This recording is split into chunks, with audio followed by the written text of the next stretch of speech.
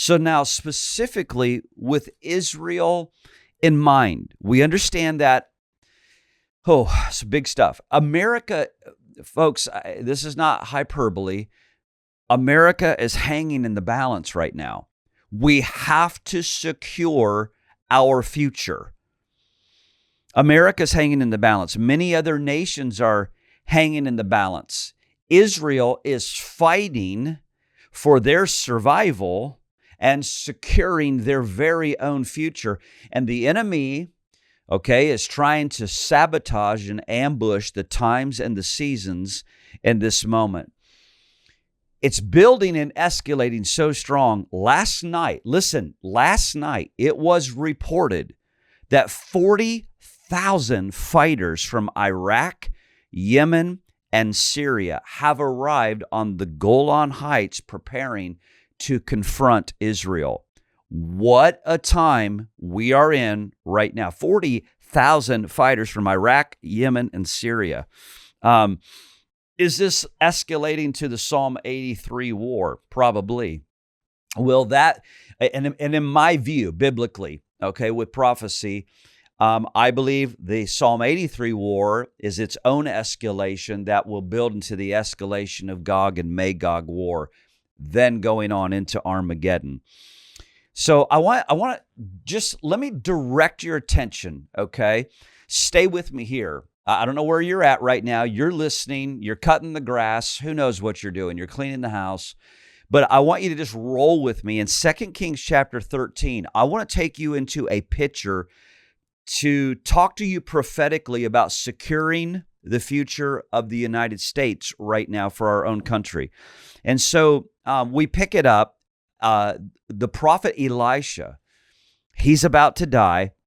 Joash is the king of Israel. Listen to what it says in 2 Kings 13.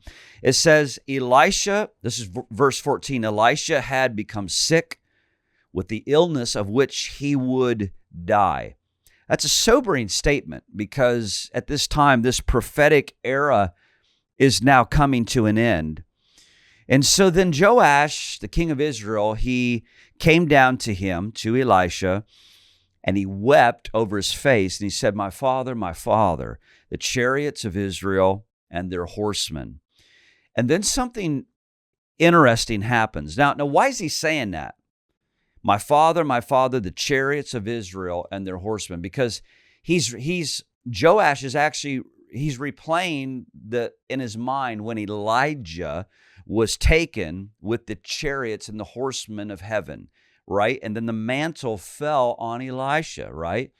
So what happens is now, I want to segue into this. Elisha, he's dying, but he offers an invitation to Joash to begin to operate and participate in the prophetic.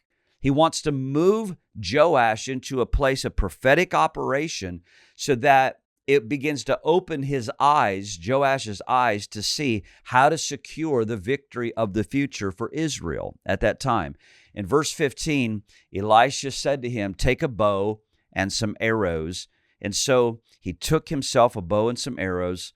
And he said to the king of Israel, put your hand on the bow. And so he put his hand on it. And then Elisha, watch this, Elisha put his hands on the king's hands. And he said, open the east window. And he opened it. And then Elisha said, shoot. And he shot. And he said, the arrow of the Lord's deliverance and the arrow of deliverance from Syria. For you must strike the Syrians at Aphek till you have destroyed them. Listen to that again. You must strike the Syrians at Aphek till you have destroyed them. Then he said, take the arrows. So he took them. And he said to the king of Israel, strike the ground. Somebody out there say that today. Strike the ground. This is that phrase there is that word pagah. And it's where we get the word intercession. Okay? So he said, so he struck 3 times. And then he stopped. Now watch this. This is interesting. Verse 19, Elisha, the man of God, He was angry with him, and he said, you should have struck 5 or 6 times, and then you would have struck Syria till you had destroyed it. But now you will strike Syria only 3 times. What's my point? Okay, so I want to pull this in. We're talking about securing our future. We're talking about securing our future. Israel right now, we're heading into October 2024. They've been in war almost 1 solid year. And as I've said before in the last several weeks, we literally just got back. We here at Victory, a Church of His Presence, we just got back from Israel 1 year ago, literally right before this war began. Israel has been in war now for about 1 solid year. October 7th will mark 1 solid year. But Israel right now in October 2024, they must keep on striking their enemies now, because if they don't, these enemies that are being used by Satan himself and these principalities that are moving in the Middle East right now, because Satan is trying to subvert the times and the seasons. He's trying to shift things into another time that shouldn't be happening yet. Satan is trying to shift the times and the seasons.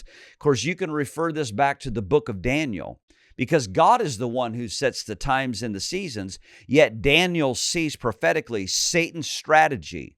He tries to sift and change the times and the seasons. Israel must go on striking and striking hard.